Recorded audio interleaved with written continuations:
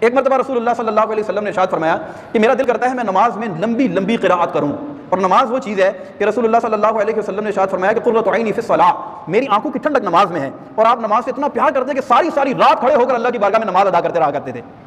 لیکن ارشاد فرماتے ہیں کہ میرا دل کرتا ہے میں فجر کی نماز میں لمبی لمبی قراءت کروں،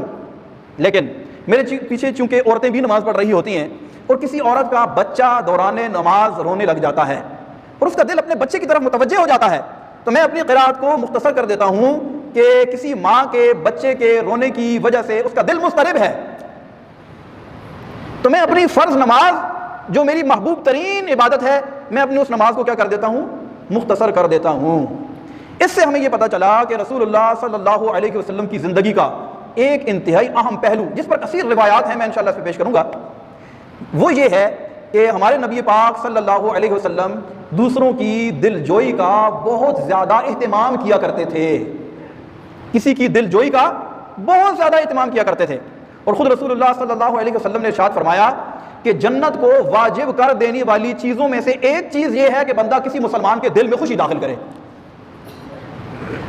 اور ارشاد فرمایا کہ فرائض کے بعد اللہ کے ہاں سب سے زیادہ اہمیت والی جو چیز ہے، فضیلت والی جو چیز ہے، وہ یہ ہے کہ ہم کسی مسلمان کی دل جوئی کریں، کسی مسلمان کا دل خوش کر دیں۔ اور رسول اللہ صلی اللہ علیہ وسلم نے ارشاد فرمایا کہ جب بندہ کسی مسلمان کے دل میں خوشی داخل کرتا ہے، اللہ تبارک و تعالیٰ اس کی برکت سے ایک فرشتے کو پیدا فرماتا ہے، وہ فرشتہ اللہ تبارک و تعالیٰ کا ذکر کرتا ہے۔ جب یہ بندہ دل جوئی کرنے والا مر جاتا ہے، یہ فرشتہ اس کی قبر پر پہنچ جاتا ہے اور اسے کہتا ہے مجھے جانتے ہو؟ وہ کہتا ہے میں نہیں جانتا۔ پھر فرشتہ اسے کہتا ہے تیری دل جوئی کرنے کی وجہ سے اللہ نے مجھے پیدا کیا تھا، اب میں تیری یہاں پر دل جوئی کروں گا اور تیری اس اکیلے پن کے اندر تیری میں وحشت کو دور کروں گا، اور نکیرین کے سوالات کے جوابات پر تجھے ثابت قدم رکھوں گا، اور تجھے تیرا جنت میں مقام دکھاؤں گا۔ تو دل جوئی کرنا، کسی مسلمان کا دل خوش کر دینا، بعض اوقات چھوٹی چھوٹی چیزوں سے مسلمان کا دل خوش ہو جاتا ہے، ضروری نہیں ہے کہ آپ کسی کو 10 لاکھ روپے ہی دیں تو اس کا دل خوش ہوگا، ایسا نہیں ہوتا، بعض اوقات بہت تھوڑی سی چیز ہوتی ہے اور کسی کا دل خوش ہو جاتا ہے۔ یہ ہمارے نبی پاک صلی اللہ علیہ وسلم کی بہت ہی خوبصورت تعلیم ہے۔ اللہ تبارک و تعالیٰ مجھے بھی اور آپ کو عمل کرنے کی توفیق عطا فرمائے۔